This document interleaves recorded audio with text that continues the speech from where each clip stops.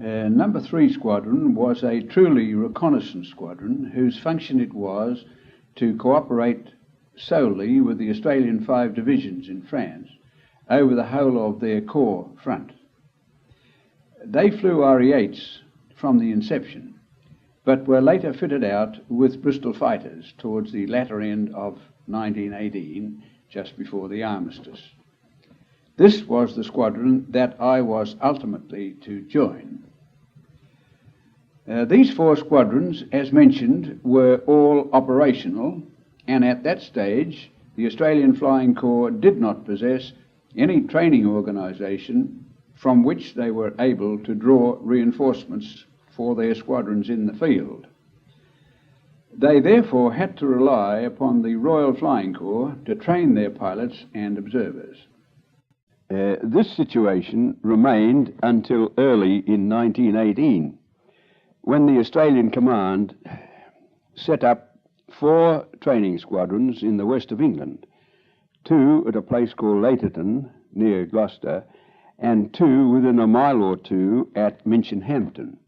After a short lapse of time at Perham Downs, I was posted to Castle Bromwich, a place about 10 miles out of Birmingham, to undergo my Rumpety course on machines called Morris Farman Shorthorns. They seem to me to be the most incredibly ancient-looking things in anybody's language.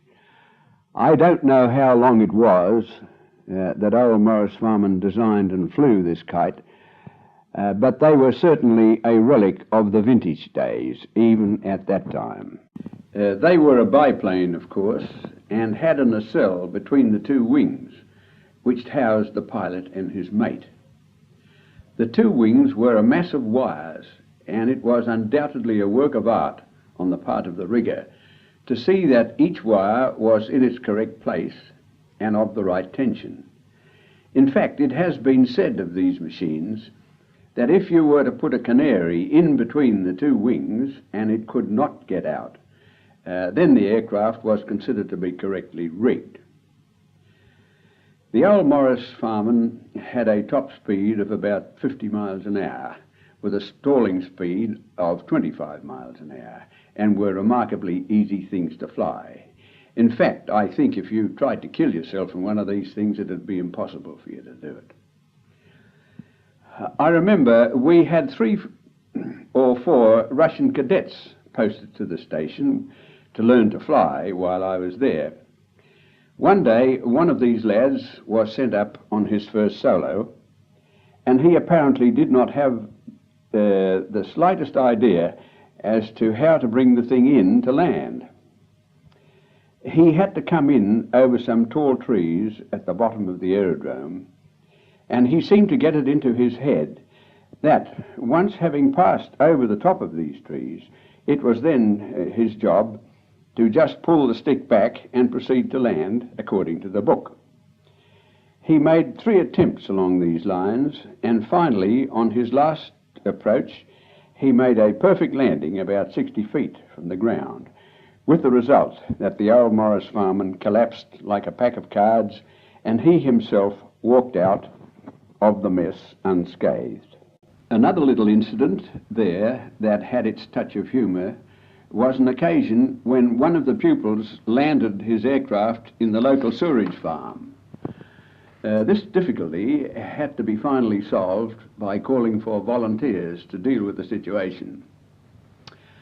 After completing my 5-hour solo at Castle Bromwich, including my cross-country, I was posted to the Central Flying School at Upavon to complete my flying training and to qualify for my wings.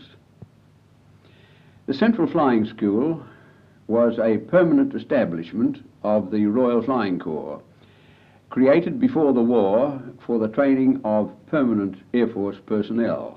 It consisted of 8 training squadrons, and its buildings and aircraft housing were obviously of a very fine and permanent nature. It had a splendid officers' mess, staffed by permanent personnel, and the food was excellent.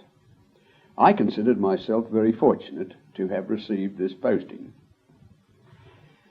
My flying training proceeded more or less uninterruptedly at the CFS until I gained my wings, which were announced in orders in April 1917.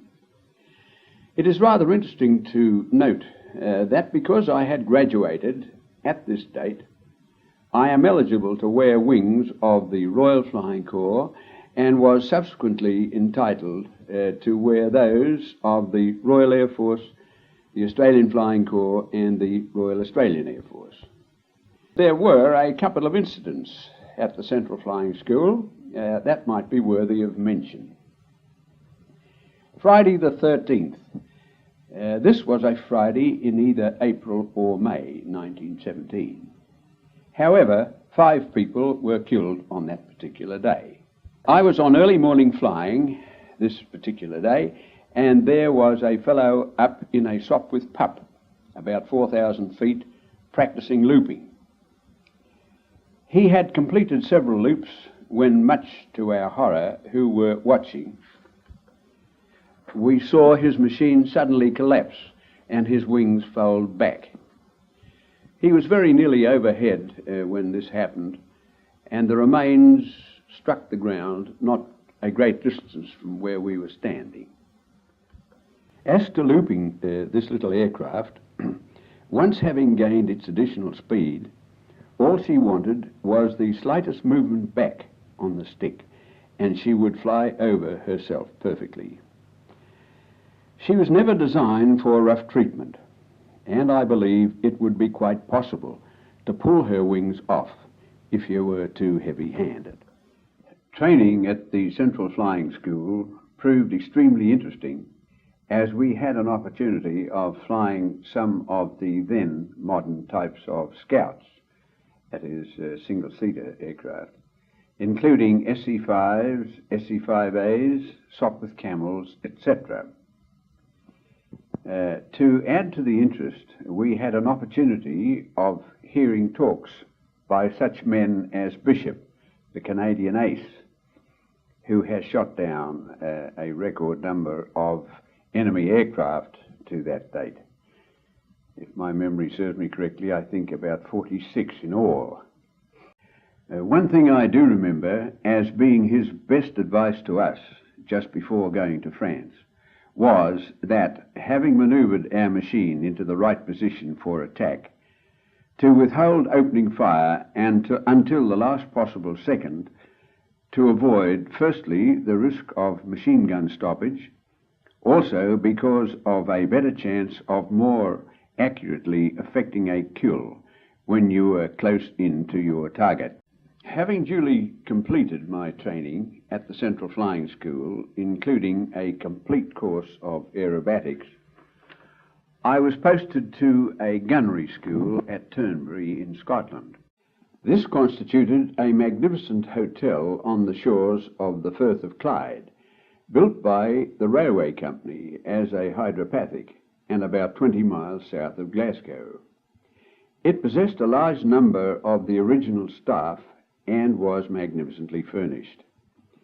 Its beautiful 18-hole golf course was all levelled out and provided the landing ground for a number of the aircraft that were used in gunnery practice on the station. Our daily program constituted range practice on the ground in the earlier part of the day, where we were made familiar with all the intricacies of both the Vickers and Lewis machine guns, with the causes and remedies for stoppages. Then, if we felt so disposed, we could wander over to the clay pigeon range, where there were several 12-bore guns available, with an ample supply of 12-bore ammunition. This range was situated down in the bottom of a little grass gully, and the pigeons were released so that they crossed the top of the gully above the heads of the shooters. Later in the day, we had to report to the aerodrome for gunnery practice from the air.